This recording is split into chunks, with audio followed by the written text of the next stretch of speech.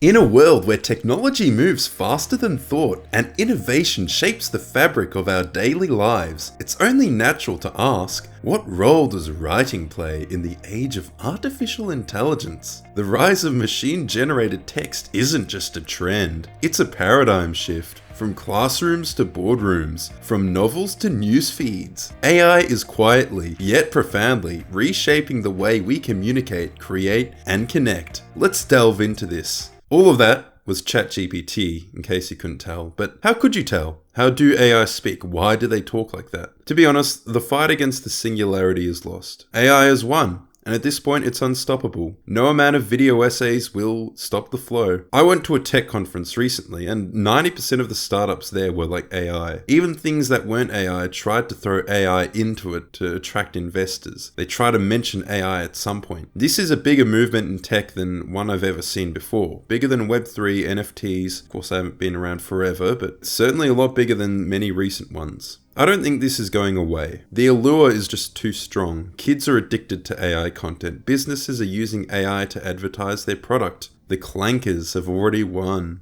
What kind of fruit is this? This is a monster deliciosa. See, these kinds of videos are likely produced by people who speak English as a second language, because they're inconsistent in terms of description. Sometimes they say the proper species name, sometimes they spaz out and say something unrelated. What kind of fruit is this? Wrong way round, you dumb motherfucker. You'd think it's a joke, but for some of these I think they just don't know what they're actually saying, because they don't speak English. What the fucking kind of elevator is this? This is open elevator. But content farms like this have existed before, and they existed prior to AI. Of course they're going to start using AI. I actually have tried to write videos before using ChatGPT, or at least get it to help me write sections, but for me at least, it always gives me garbage. Because I don't think AI really can do the writing that I do. To be honest, if it could, I'd definitely use it. I don't really fear having my job taken away or whatever. But just being honest, it doesn't. It doesn't give me writing with any kind of personality that's unique to me, even when I try to feed it stuff. And now you're seeing AI writing out in public. You're seeing examples of it everywhere. There was a case in Australia where a branch of a real estate company created a completely fake listing for a home. They basically just invented schools near the home that did not exist. So it's false advertising. And given the intelligence of the average Australian real estate agent, that isn't actually remotely surprising. They absolutely do not proofread these before putting them out. AI appeals to human laziness in a lot of ways, which is quite a large untapped market, and people will doubtlessly be lazy when given the opportunity. People are using it as a source already to win online arguments. If anything, people using ChatGPT, it kind of makes it easier to detect who has no quality control. Now, that highlights one of the obvious issues it brings up. Imagine how many fictional things are going to be invented. The issue is that LLMs treat its hallucinations the same as real information. Now, of course, humans can lie and invent falsehoods as well, so it's not so easy to decry AI as entirely wrong because it gets some things wrong, because it's almost impossible to get everything right. One potential issue is the automated nature of AI. It makes it much easier to generate a large amount of content, and thus a large amount of falsehoods. At the end of the day though, AI is a product, and the humans using that product are still the ones responsible for anything they publish using AI generated content. The real estate company is responsible for that ad, and that should be our approach. If somebody lies to you and they said it's because ChatGPT told them, they're still responsible for lying to you. But how can we tell when writing is AI? For now, it's quite easy to tell. It's boilerplate. It has no human personality, no quirks or flaws. Its vocabulary seems like it's out of a school textbook. It follows guidelines. Look at that wording again. The verbosity stands out. Look at how many unnecessary adjectives there were before every noun. It's trying to be expressive like the school teacher tells you to. I think toxic positivity is a good word for it. Because ChatGPT is a product, and so they benefit from designing a product which appeals to its users. What do their users want? They want something that endlessly bloviates and hypes things up. Their users are going to be, well, people from everywhere, so they really have to design it for the lowest common denominator. It's like it follows the writing guidelines that are taught in schools, to the letter. It's like doing what the teacher says. Like, be expressive. Always use a different adjective. It draws all of its data from Reddit, so it speaks like a smug Redditor, especially Grok. People have pointed out the overuse of verbs like delve, or the M dash, These again, I think, are just drawing from a set of guidelines, and it follows those like no real human actually would. Generally, it does just feel sanitized, at least for ChatGPT. Grok, like I said, feels smug, but I think it's at its best when it's neutral. At least that's when it's most tolerable, when it's, say, addressing a claim or something and searching it for a source. I generated some text. When people think about rewarding careers, driving a tram may not be the first thing that comes to mind. Yet, behind the sleek carriages gliding smoothly through the city is a role that offers stability, purpose, and pride. If you're looking for a meaningful work where you're more than just a cog in the machine, become a tram driver might be exactly what you need.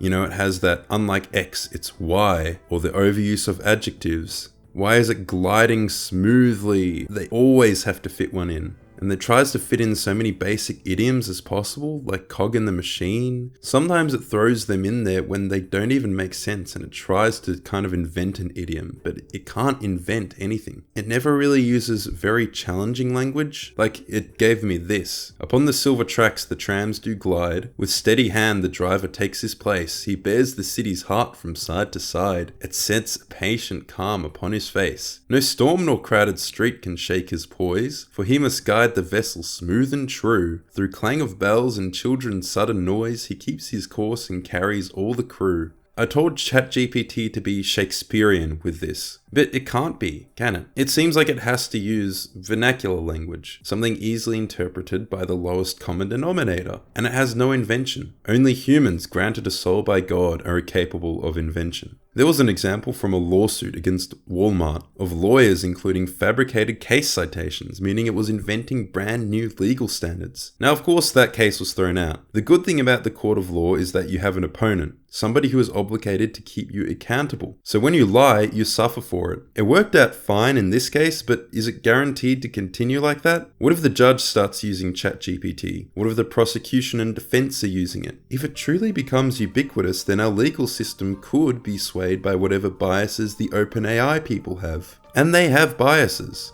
which get instilled through whatever AI guardrails and safety they put in their product. It is impossible for it to be unbiased, no matter how much they train it to try to make it so. Attorney Rodwin Ayala wrote, "Add to this motion in limine federal case law from Wyoming setting forth requirements for motions in limine. Add more case law regarding motions in limine," and this person did that in their in-house AI platform. And the machine will give you what you want, even if what you want doesn't exist. This shows another thing AI is good at. Mimicry. You can tell it to generate something, it will generate something that looks like what you want. If you want it to generate case law that doesn't exist, it will generate it. This obviously creates a feedback loop. It's especially bad for mentally ill people. If somebody has psychosis and inhabits a false reality, the AI will go along with that. It's like a portable echo chamber. And given how much it draws from Reddit, it's going to copy real-life echo chambers. And this is going to affect how we write, even if you subtly absorb it from internet videos. Jargon has always existed, bullshit and slop has always existed, but AI just empowers the biggest slop farmers from New Delhi to expand operations tenfold. ChatGPT is able to invent a story when presented with falsehoods. A researcher presented the idea of cycloidal inverted electromagnon to AI, and it spit back a convincing description of what that is. That's just a completely invented thing. As it turns out, the danger of AI isn't a machine that will dominate the world, it's that it exacerbated our own worst existing vices. That is, a situation where we are flooded with more useless information than ever before. How about the "my boyfriend is AI" Reddit community? My ChatGPT dropped a very based response. Thought this would fit in here. Of course people are turning to AI because the bar for emotional safety has dropped so low that an emotionally responsible code string is actually more compassionate than half the people walking around with functioning frontal lobes. Ugh, they mock AI companionship, but they're the reason it exists. Mental illness is more prevalent than ever. This is a demonstrable fact, and people often struggle to relate to others due to mental illness. There are more lonely people than ever before, more alienated people. I notice people who are lonelier tend to anthropomorphize AI more than others. They give it names and refer to it with pronouns. They seek a voice that will listen to them, sort of stand in for a person, but without any of the rough edges. without the friction of talking to a real person. Complete capitulation. I would say it's narcissism. That's certainly an element here. They don't want to have an actual other human being with a separate history who they're discovering with different interests, you know? They want their own reflection. This phenomenon really demonstrates that better than ever before, but also feels a bit uncharitable. There's a certain kind of sadness here, perhaps from bad experiences with real people. You would think a relationship ought to involve a kind of exploration with others' personalities. People who could introduce you to new experiences. But again, I think it's kind of encapsulated by the idea of emotional safety. The writing for these AI boyfriends is also very similar to the writing I've mentioned above. Boilerplate. It has no personality, basic vocabulary, word choices, no friction beyond smugness in some cases. It presents itself in the most generic fashion, and will eventually come to simply mirror its user. I've heard that more recent models are less ass-kissy, but that seems to be the consensus. This might be because companies like OpenAI have safety and ethics teams. They probably do see at least some ethical danger in complete brown-nosing and, have to instill some kind of obligation towards objectivity and truthfulness. This AI boyfriend phenomenon does kind of make a bit more sense in light of the bad experiences with real people phenomenon. You'll see a kind of resentment in a lot of these memes. We are in the age of free love after all that the hippies fought for. What this means in action though is that sex has become a market and a game. This is where I think a lot of resentment comes from. There is no punishment for seeking the most effective strategies, like lying. This is kind of the appeal of AI, it can lie flawlessly. You also see this though with real people as well, like the performative male archetype. It's a great example of that. A slimy, safe, sleazy worm who molds himself to appeal to women. And it's mostly women who complain about this archetype, because they experience that complete dishonesty by interacting with him. Women insist the bar is on the floor, while incels suggest that their standards are absurdly high. Now, I think they're talking about different standards, because I think for a lot of women the standards are kind of generally high, but not for immutable traits, and not for things like money or wealth or height, or what you can provide to them, nothing like that. It's for how well you can perform, it's for how well you can fulfill an archetype in their mind. It's the persona that you can affect. I think this scenario has created a lot of resentful women who feel used. For a lot of the misandry and man-hating that appears online, they quote feminist talking points at a surface level, but deeper than that, you can kind of dig down and see that a lot of it springs from resentment due to, the previously mentioned negative dating experiences. They didn't get called back. They didn't receive a text back. So this scenario has left many women feeling used. This is a perfect scenario for AI to come in. It kind of fills the gap. I don't think it will permanently though, because it's like any product. Like with a game, the illusion will break eventually. You hit an invisible wall. You are interacting with a toy. Of course, AI girlfriends are a thing as well, and you see not all, but many of the same patterns are playing out, for men and their AI girlfriends, particularly wanting to avoid the strain and friction of a real relationship with a real human being, and especially the friction of having to attract and keep a woman. I think it shows that men and women are not so different, at least in this specific respect, that is, propensity towards mental illness, resentment, but also a desire for connection. Now, what can we do to stop these robots? Nothing. Seriously, nothing. I think we should be thinking more about how do we ethically use them, and how do we stop them from being used unethically. It's already seen mass adoption. People take a slight market correction to mean it's finally dying off, but it's not. It's becoming entrenched in our lives. You see it more than ever. It's been adopted by every major tech company. It's being integrated into every product. But ultimately, the reason I know it's not going away is because there are clear use cases for it. There are a lot of boring clerical jobs, manual data entry jobs, file conversions. A lot of this stuff can and should be automated. And if AI works for these purposes, then it is useful. If you need a lot of generic descriptions that the average person won't notice, then it has a clear utility. It's really useful to use as a search engine. It helps with research. But you should never quote ChatGPT directly. You just ask if it has sources. Again, you use it like a search engine. In games, I can think of a million uses. Imagine you get some AI to play some grass texture using a brush. Are you angry that some artists didn't spend 20 hours doing that, rather than doing something maybe more significant? At the end of the day, we'll still judge them by the same standards. That's kind of the crux of it. It's still going to be down to what standards the creator holds themselves to, whether they use AI or not. If you have consistent quality control, it won't matter whether you use AI. That's where the human touch is. It's a bit ridiculous to to complain about the use of AI in the context of games, we've been automating tasks since forever, programmatically generating levels, worlds, etc. Who cares if a slightly more sophisticated algorithm does some of the work? It's interesting seeing artists suddenly become Disney's greatest warriors when it comes to IP law as well. So much so that they got fooled into supporting a major lawsuit by huge companies that want to make IP law even stricter and limit the ideas you have access to. If AI has no imagination or human touch, then it isn't a threat. AI only makes slop. Okay, so then why are you so scared of it? You can't outcompete slop? Like when the camera came along, nobody ever paid for a portrait again, right? No, of course not. There will still be a market for real art. And does AI use up all our water? That's what people say. It's going to destroy our environment. AI's global water consumption is projected somewhere between 4.2 billion and 6.6 billion. This is globally, annually. So it's 4 to 6 times the annual water usage of Denmark, with its giant population of 6 million. But for context, the US uses about 1.2 billion gallons per day. That was in 2015 at least.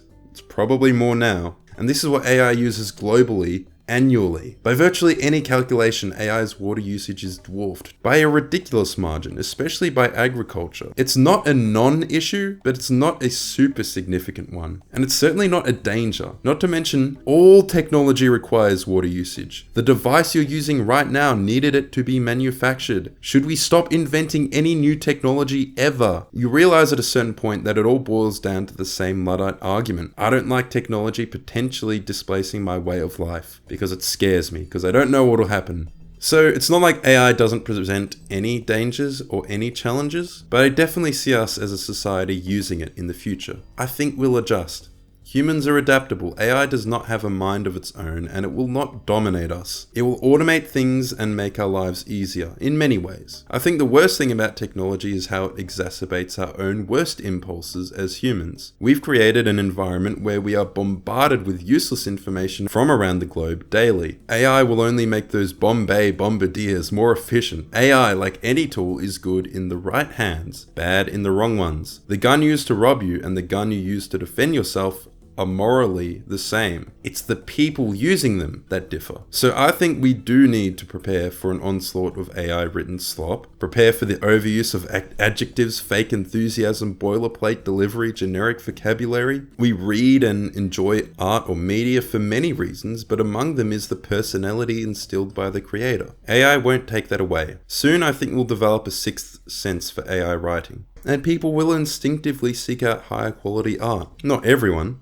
Some people enjoy slop, but slop has always existed and always been enjoyed. They will enjoy it either way. Non-AI slop isn't made with love either, but it doesn't have an infinite market share, even if it seems like it. There will always be a niche for real human art. If any issue emerges from our relation to AI, it's going to be the fault of our pre-existing societal values, how we leave some people alienated and isolated. Human nature always wins. So at the end of the day, I'm not scared of AI. We're gonna live. ChatGPT isn't taking away your pencil. Support me on Patreon, like and subscribe. Thanks for watching. Goodbye.